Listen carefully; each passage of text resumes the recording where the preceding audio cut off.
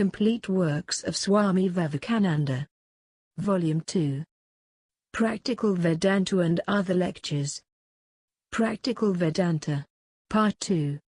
Delivered in London, 12th of November 1896. I will relate to you a very ancient story from the Chhândogya Upanishad, which tells how knowledge came to a boy. The form of the story is very crude, but we shall find that it contains a principle. A young boy said to his mother, "I am going to study the Vedas. Tell me the name of my father and my caste." The mother was not a married woman, and in India the child of a woman who has not been married is considered an outcast. He is not recognized by society and is not entitled to study the Vedas. So the poor mother said, "My child, I do not know your family name. I was in service, and served in different places. I do not know who your father is, but my name is Jabâlâ and your name is Satyakâma." The little child went to a sage and asked to be taken as a student. The sage asked him, "What is the name of your father, and what is your caste?" The boy repeated to him what he had heard from his mother. The sage at once said, "None but a Brahmin could speak such a damaging truth about himself. You are a Brahmin and I will teach you. You have not swerved from truth." So he kept the boy with him and educated him. Now come some of the peculiar methods of education in ancient India. This teacher gave Satyakâma 400 lean, weak cows to take care of, and sent him to the forest. There he went and lived for some time. The teacher had told him to come back when the herd would increase to the number of 1,000. After a few years, one day Satyakâma heard a big bull in the herd saying to him, "We are 1,000 now, take us back to your teacher. I will teach you a little of Brahmin."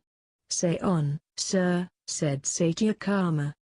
Then the bull said, "The east is a part of the Lord, so is the west, so is the south, so is the north. The four cardinal points are the four parts of Brahmin.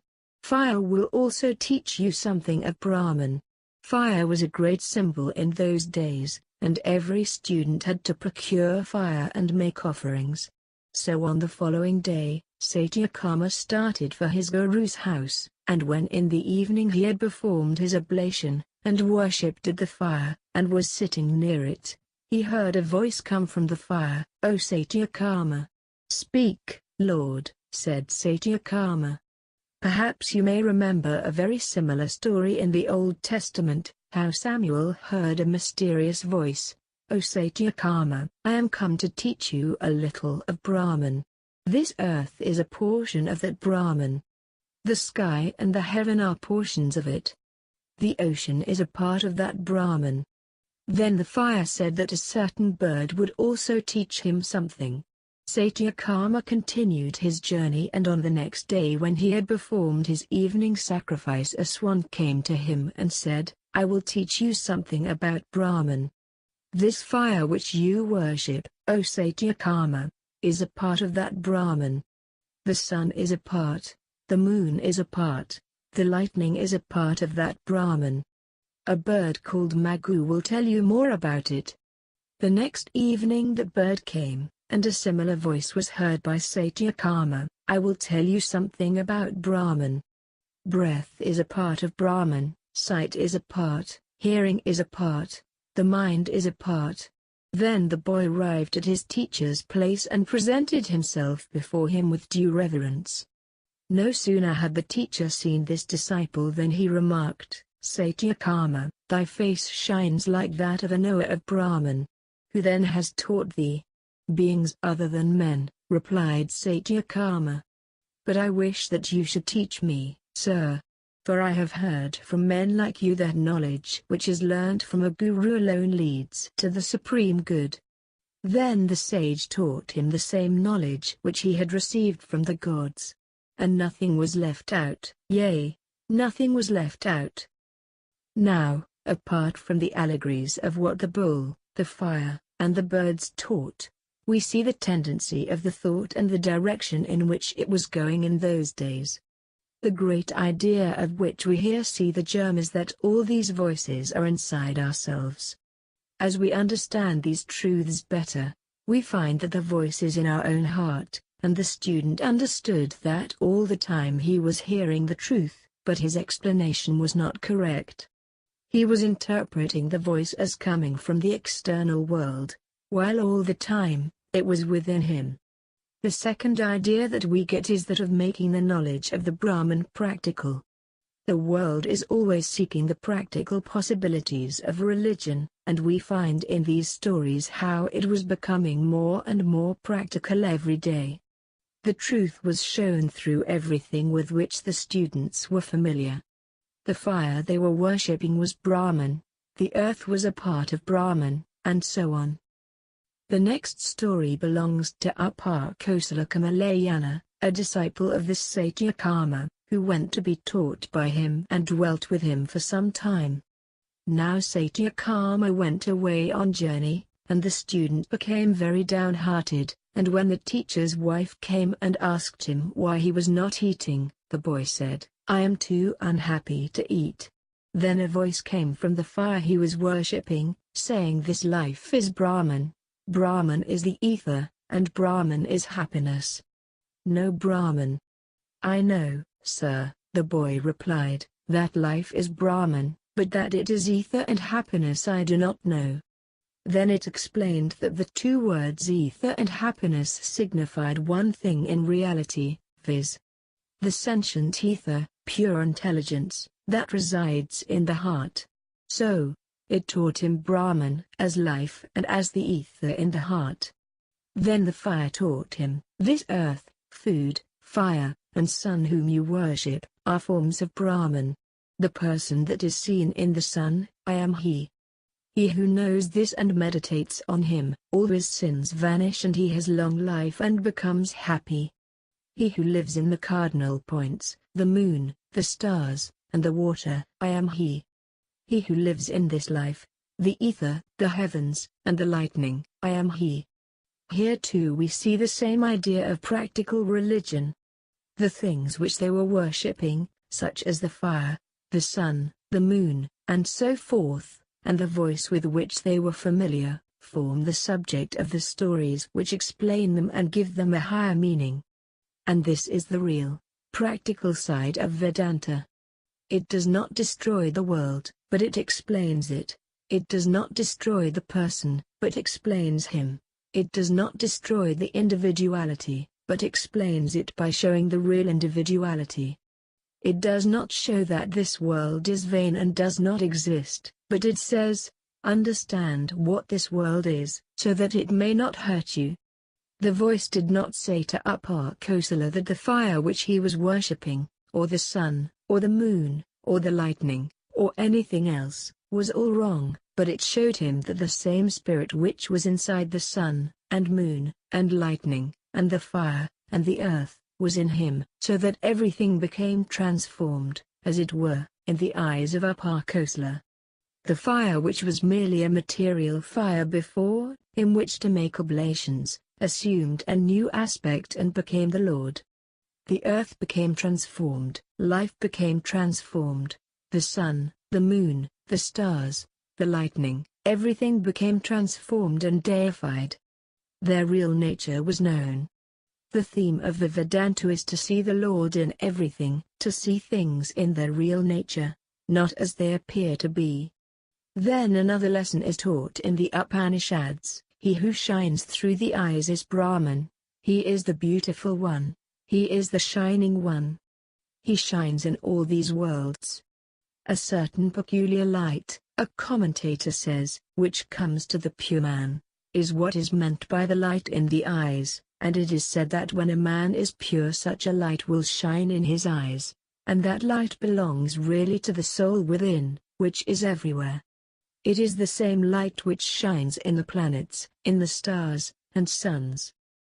I will now read to you some other doctrine of these ancient Upanishads, about birth and death and so on. Perhaps it will interest you. Shvetaketu went to the king of the Panchalas, and the king asked him, "Do you know where people go when they die?" Do you know how they come back? Do you know why the other world does not become full? The boy replied that he did not know. Then he went to his father and asked him the same questions. The father said, "I do not know," and he went to the king. The king said that this knowledge was never known to the priests. It was only with the kings, and that was the reason why kings ruled the world. This man stayed with the king for some time, for the king said he would teach him. The other world, O Gautama, is the fire. The sun is its fuel. The rays are the smoke. The day is the flame. The moon is the embers. And the stars are the sparks. In this fire the gods pour libation of faith, and from this libation King Soma is born. So on he goes. You need not make oblation to that little fire, the whole world is that fire, and this oblation, this worship, is continually going on. The gods, and the angels, and everybody is worshipping it. Man is the greatest symbol of fire, the body of man. Here also we see the ideal becoming practical, and Brahman is seen in everything. The principle that underlies all these stories is that invented symbolism may be good and helpful, but already better symbols exist than any we can invent. You may invent an image through which to worship God, but a better image already exists, the living man. You may build a temple in which to worship God, and that may be good, but a better one, a much higher one, already exists, the human body. You remember that the Vedas have two parts, the ceremonial and the knowledge portions. In time ceremonials had multiplied and become so intricate that it was almost hopeless to disentangle them, and so in the Upanishads we find that the ceremonials are almost done away with, but gently, by explaining them. We see that in old times they had these oblations and sacrifices, then the philosophers came, and instead of snatching away the symbols from the hands of the ignorant, instead of taking the negative position, which we unfortunately find so general in modern reforms, they gave them something to take their place. Here is the symbol of fire, they said. Very good. But here is another symbol, the earth.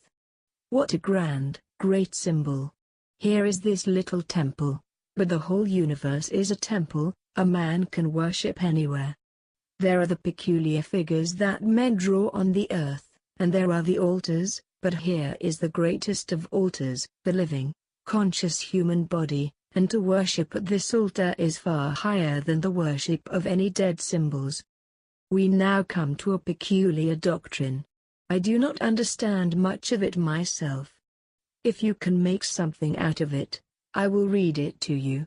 When a man dies, who has by meditation purified himself and got knowledge, he first goes to light, then from light to day, from day to the light half of the moon, from that to the 6 months when the sun goes to the north, from that to the year, from the year to the sun, from the sun to the moon, from the moon to the lightning, and when he comes to the sphere of lightning, he meets a person who is not human, and that person leads him to the conditioned Brahmin. This is the way of the gods. When sages and wise persons die, they go that way and they do not return. What is meant by this month and year, and all these things, no one understands clearly. Each one gives his own meaning, and some say it is all nonsense. What is meant by going to the world of the moon and of the sun, and this person who comes to help the soul after it has reached the sphere of lightning, no one knows. There is an idea among the Hindus that the moon is a place where life exists, and we shall see how life has come from there. Those that have not attained to knowledge, but have done good work in this life, first go, when they die, through smoke, then to night, then to the dark 15 days, then to the 6 months when the sun goes to the south, and from that they go to the region of their forefathers, then to ether, then to the region of the moon, and they become the food of the gods, and later, are born as gods and live there so long as their good works will permit. And when the effect of the good work has been finished, they come back to earth by the same route. They first become ether, and then air, and then smoke, and then mist, then cloud, and then fall upon the earth, as raindrops, then they get into food, which is eaten up by human beings, and finally become their children. Those whose works have been very good take birth in good families, and those whose works have been bad take bad births, even in animal bodies. Animals are continually coming to and going from this earth. That is why the earth is neither full nor empty. Several ideas we can get also from this, and later on, perhaps, we shall be able to understand it better, and we can speculate a little upon what it means. The last part, which deals with how those who have been in heaven return, is clearer, perhaps, than the first part, but the whole idea seems to be this: that there is no permanent heaven without realizing God. Now some people who have not realized God, but have done good work in this world, with the view of enjoying the results, go, when they die, through this and that place, until they reach heaven, and there they are born in the same way as we are here, as children of the gods, and they live there as long as their good works will permit. Out of this comes one basic idea of the Vedanta, that everything which has name and form is transient. This earth is transient, because it has name and form, and so the heavens must be transient, because there also name and form remain. A heaven which is eternal will be contradictory in terms, because everything that has name and form must begin in time, exist in time, and end in time. These are settled doctrines of the Vedanta, and as such the heavens are given up. We have seen in the Samhita that the idea of heaven was that it was eternal, much the same as is prevalent among Mohammedans and Christians. The Mohammedans concretize it a little more. They say it is a place where there are gardens, beneath which rivers run. In the desert of Arabia water is very desirable, so the Mohammedan always conceives of his heaven as containing much water. I was born in a country where there are 6 months of rain every year. I should think of heaven, I suppose, as a dry place, and so also would the English people. These heavens in the Samhita are eternal, and the departed have beautiful bodies and live with their forefathers, and are happy ever afterwards. That they meet with their parents, children, and other relatives, and lead very much the same sort of life as here, only much happier. All the difficulties and obstructions to happiness in this life have vanished, and only its good parts and enjoyments remain. But however comfortable mankind may consider this state of things, truth is one thing and comfort is another. There are cases where truth is not comfortable until we reach its climax. Human nature is very conservative. It does something, and having once done that, finds it hard to get out of it. The mind will not receive new thoughts, because they bring discomfort. In the Upanishads, we see a tremendous departure made. It is declared that these heavens in which men live with the ancestors after death cannot be permanent, seeing that everything which has name and form must die. If there are heavens with forms, these heavens must vanish in course of time. They may last millions of years, but there must come a time when they will have to go. With this idea came another, that these souls must come back to earth, and that heavens are places where they enjoy the results of their good works, and after these effects are finished they come back into this earth life again. One thing is clear from this, that mankind had a perception of the philosophy of causation even at the early time.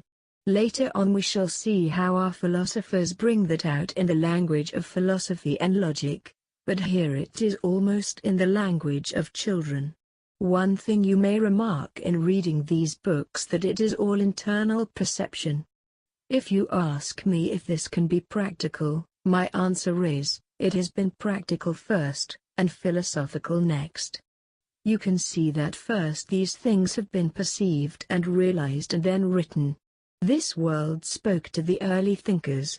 Birds spoke to them, animals spoke to them, the sun and the moon spoke to them, and little by little they realized things, and got into the heart of nature.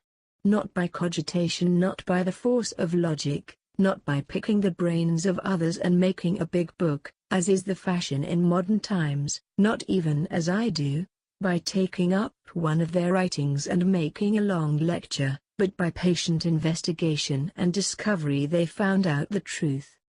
Its essential method was practice, and so it must be always.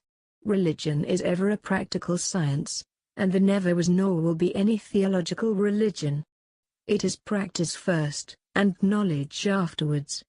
The idea that souls come back is already there. Those persons who do good work with the idea of a result, get it, but the result is not permanent.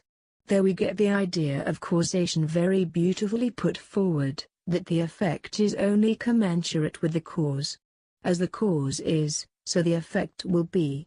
The cause being finite, the effect must be finite. If the cause is eternal, the effect can be eternal.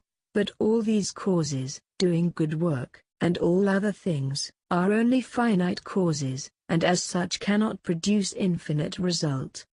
We now come to the other side of the question. As there cannot be an eternal heaven, on the same grounds, there cannot be an eternal hell. Suppose I am a very wicked man, doing evil every minute of my life. Still, my whole life here, compared with my eternal life, is nothing. If there be an eternal punishment, it will mean that there is an infinite effect produced by a finite cause, which cannot be. If I do good all my life, I cannot have an infinite heaven, it would be making the same mistake. But there is a third course which applies to those who have known the truth, to those who have realized it. This is the only way to get beyond this veil of Maya, to realize what truth is, and the Upanishads indicate what is meant by realizing the truth. It means recognizing neither good nor bad, but knowing all is coming from the self. Self is in everything. It means denying the universe, shutting your eyes to it, seeing the Lord in hell as well as in heaven, seeing the Lord in death, as well as in life. This is the line of thought in the passage I have read to you. The earth is a symbol of the Lord, the sky is the Lord, the place we fill is the Lord, everything is Brahman. And this is to be seen, realized, not simply talked or thought about. We can see as its logical consequence that when the soul has realized that everything is full of the Lord, of Brahman, it will not care whether it goes to heaven, or hell, or anywhere else, whether it be born again on this earth or in heaven. These things have ceased to have any meaning to that soul, because every place is the same, every place is the temple of the Lord. Every place has become holy, and the presence of the Lord is all that it sees in heaven, or hell, or anywhere else. Neither good nor bad, neither life nor death, only the one infinite Brahman exists. According to the Vedanta, when a man has arrived at that perception, he has become free, and he is the only man who is fit to live in this world. Others are not. The man who sees evil, how can he live in this world? His life is a massive misery. The man who sees dangers, his life is a misery. The man who sees death, his life is a misery. That man alone can live in this world. He alone can say, I enjoy this life, and I am happy in this life. Who has seen the truth, and the truth in everything. By the by, I may tell you that the idea of hell does not occur in the Vedas anywhere. It comes with the Puranas much later.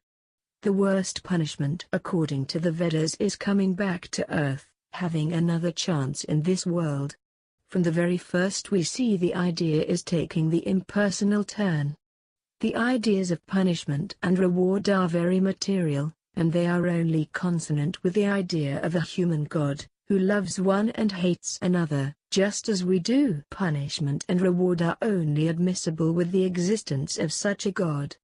They had such a God in the Samhita, and there we find the idea of fear entering, but as soon as we come to the Upanishads, the idea of fear vanishes, and the impersonal idea takes its place.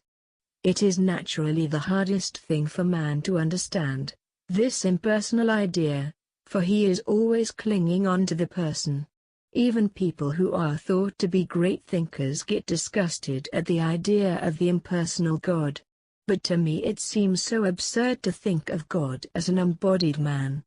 Which is the higher idea, a living God, or a dead God? A God whom nobody sees, nobody knows, or a God known? The impersonal God is a living God, a principle.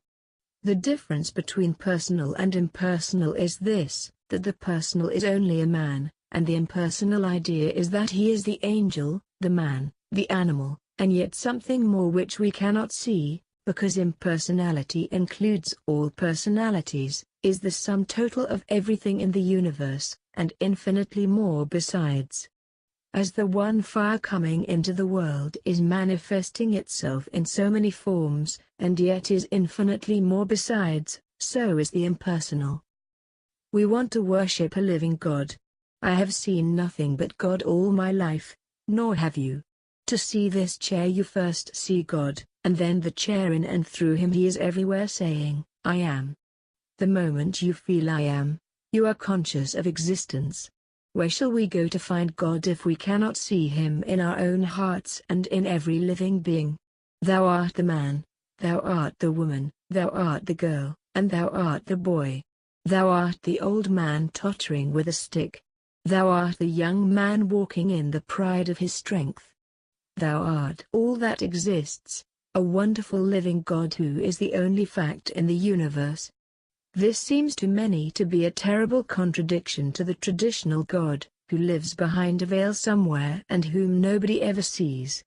The priests only give us an assurance that if we follow them, listen to their admonitions, and walk in the way they mark out for us, then when we die, they will give us a passport to enable us to see the face of God. What are all these heaven ideas but simply modifications of this nonsensical priestcraft? Of course the impersonal idea is very destructive. It takes away all trade from the priests, churches, and temples. In India there is a famine now, but there are temples in each one of which there are jewels worth a king's ransom. If the priests taught this impersonal idea to the people, their occupation would be gone. Yet we have to teach it unselfishly, without priestcraft. You are God and so am I, who obeys whom? Who worships whom? You are the highest temple of God. I would rather worship you than any temple, image, or Bible. Why are some people so contradictory in their thought? They are like fish slipping through our fingers. They say they are hard-headed practical men. Very good. But what is more practical than worshipping here, worshipping you? I see you, feel you, and I know you are God. The Mohammedan says, there is no God but Allah. The Vedanta says, there is nothing that is not God. It may frighten many of you, but you will understand it by degrees. The living God is within you, and yet you are building churches and temples and believing all sorts of imaginary nonsense. The only God to worship is the human soul in the human body. Of course all animals are temples too, but man is the highest, the Taj Mahal of temples. If I cannot worship in that, no other temple will be of any advantage. The moment I have realized God sitting in the temple of every human body, the moment I stand in reverence before every human being and see God in him, that moment I am free from bondage, everything that binds vanishes, and I am free. This is the most practical of all worship. It has nothing to do with theorizing and speculation. Yet it frightens many. They say it is not right. They go on theorizing about old ideals told them by their grandfathers, that a God somewhere in heaven had told someone that he was God. Since that time, we have only theories. This is practicality according to them, and our ideas are impractical. No doubt, the Vedanta says that each one must have his own path, but the path is not the goal. The worship of a God in heaven and all these things are not bad, but they are only steps towards the truth and not the truth itself. They are good and beautiful, and some wonderful ideas are there, But the Vedanta says at every point, my friend, him whom you are worshipping as unknown, I worship as thee. He whom you are worshipping as unknown and are seeking for, throughout the universe, has been with you all the time. You are living through him, and he is the eternal witness of the universe, he whom all the Vedas worship, nay, more, he who is always present in the eternal I. He existing, the whole universe exists. He is the light and life of the universe. If the I were not in you, you would not see the sun, everything would be a dark mass. He shining, you see the world. One question is generally asked, and it is this, that this may lead to a tremendous amount of difficulty. Every one of us will think, I am God, and whatever I do or think must be good, for God can do no evil. In the first place, even taking this danger of misinterpretation for granted, can it be proved that on the other side the same danger does not exist? They have been worshipping a God in heaven separate from them, and of whom they are much afraid. They have been born shaking with fear, and all their life they will go on shaking.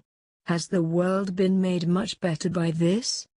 Those who have understood and worshipped a personal God, and those who have understood and worshipped an impersonal God, on which side have been the great workers of the world, gigantic workers, gigantic moral powers?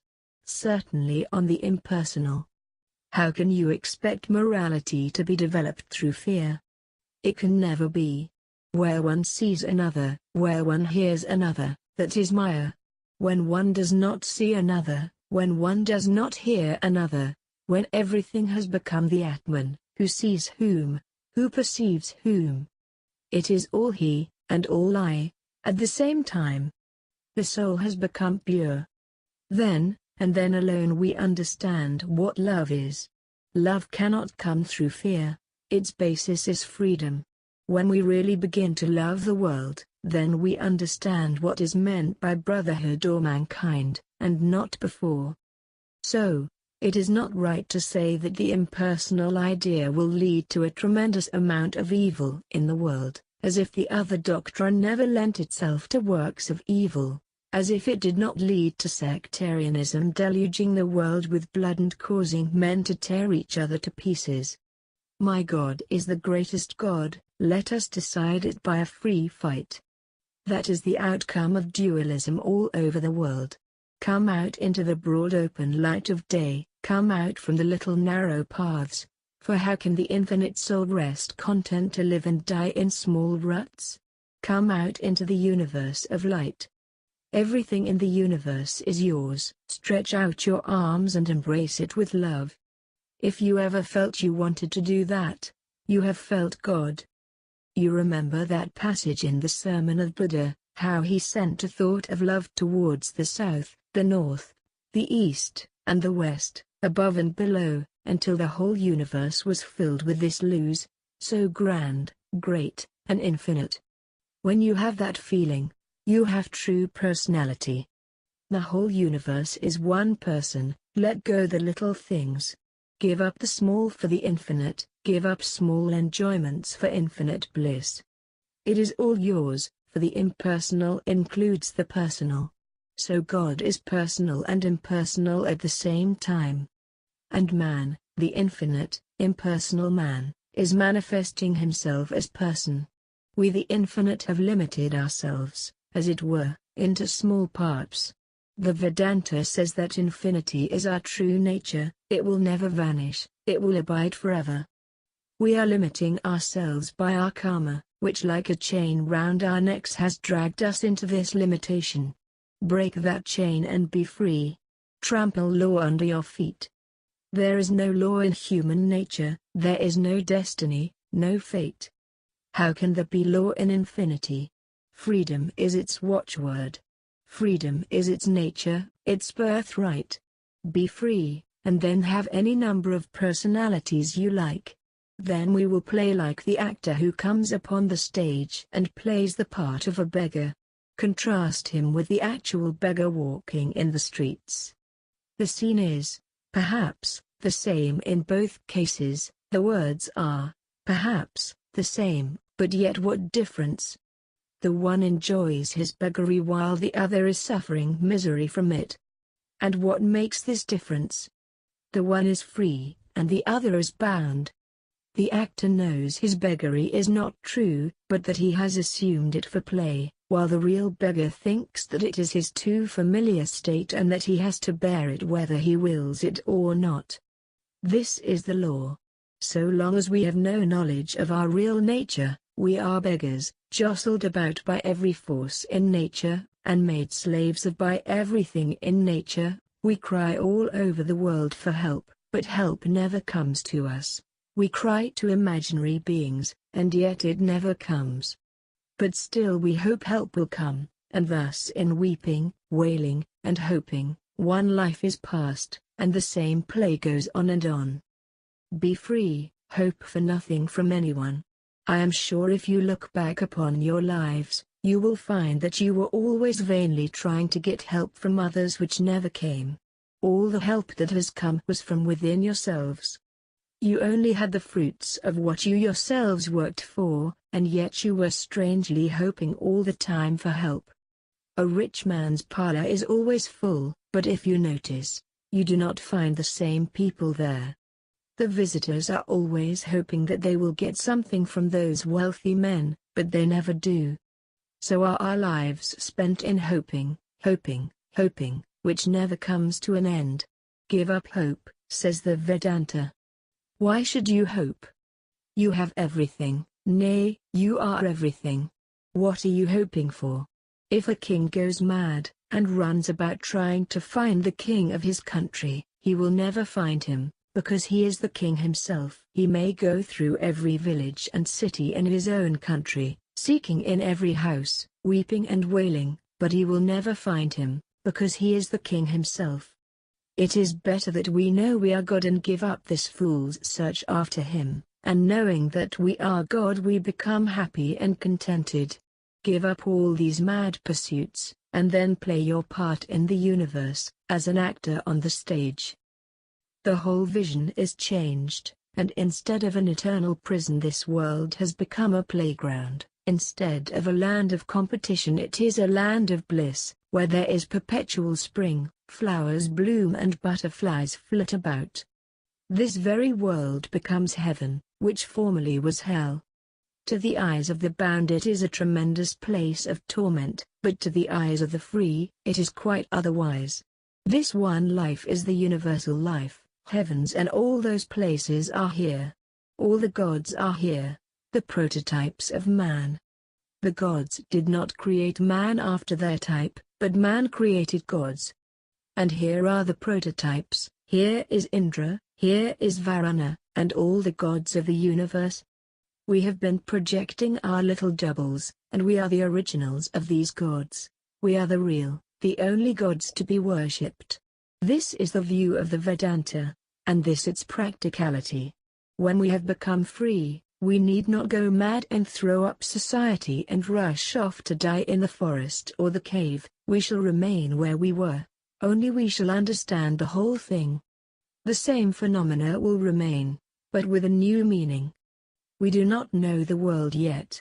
It is only through freedom that we see what it is, and understand its nature.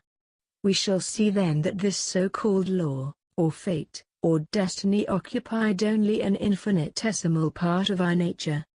It was only one side, but on the other side there was freedom all the time. We did not know this, and that is why we have been trying to save ourselves from evil by hiding our faces in the ground, like the hunted hare. Through delusion we have been trying to forget our nature, and yet we could not. It was always calling upon us, and all our search after God or gods, or external freedom, was a search after our real nature. We mistook the voice. We thought it was from the fire, or from a god or the sun, or moon, or stars, but at last we have found that it was from within ourselves. Within ourselves is this eternal voice speaking of eternal freedom. Its music is eternally going on. Part of this music of the soul has become the earth, the law, this universe, but it was always ours and always will be. In one word, the ideal of Vedanta is to know man as he really is, And this is its message, that if you cannot worship your brother man, the manifested God, how can you worship a God who is unmanifested? Do you not remember what the Bible says? If you cannot love your brother whom you have seen, how can you love God whom you have not seen? If you cannot see God in the human face, how can you see him in the clouds, or in images made of dull, dead matter, or in mere fictitious stories of our brain? I shall call you religious from the day you begin to see God in men and women, and then you will understand what is meant by turning the left cheek to the man who strikes you on the right. When you see man as God, everything, even the tiger, will be welcome. Whatever comes to you is but the Lord, the Eternal, the Blessed One, appearing to us in various forms, as our Father, and Mother, and Friend, and Child. They are our own soul playing with us.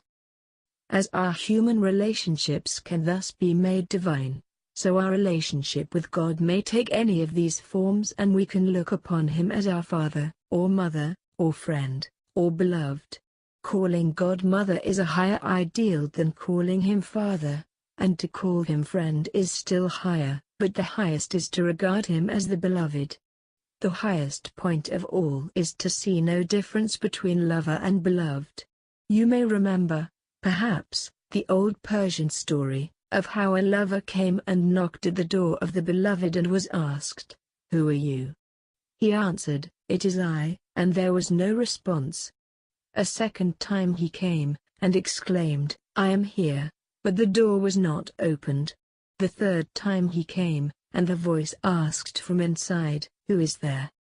He replied, "I am thyself, my beloved," and the door opened. So is the relation between God and ourselves. He is in everything, he is everything. Every man and woman is the palpable, blissful, living God. Who says God is unknown? Who says he is to be searched after? We have found God eternally. We have been living in him eternally, everywhere he is eternally known, eternally worshipped. Then comes another idea, that other forms of worship are not errors. This is one of the great points to be remembered, that those who worship God through ceremonials and forms, however crude we may think them to be, are not in error. It is the journey from truth to truth, from lower truth to higher truth. Darkness is less light, evil is less good, impurity is less purity. It must always be borne in mind that we should see others with eyes of love, with sympathy, knowing that they are going along the same path that we have trodden. If you are free, you must know that all will be so sooner or later, and if you are free, how can you see the impermanent? If you are really pure, how do you see the impure? For what is within, is without. We cannot see impurity without having it inside ourselves. This is one of the practical sides of Vedanta, and I hope that we shall all try to carry it into our lives. Our whole life here is to carry this into practice, but the one great point we gain is that we shall work with satisfaction and contentment, instead of with discontent and dissatisfaction, for we know that truth is within us, we have it as our birthright, and we have only to manifest it, and make it tangible.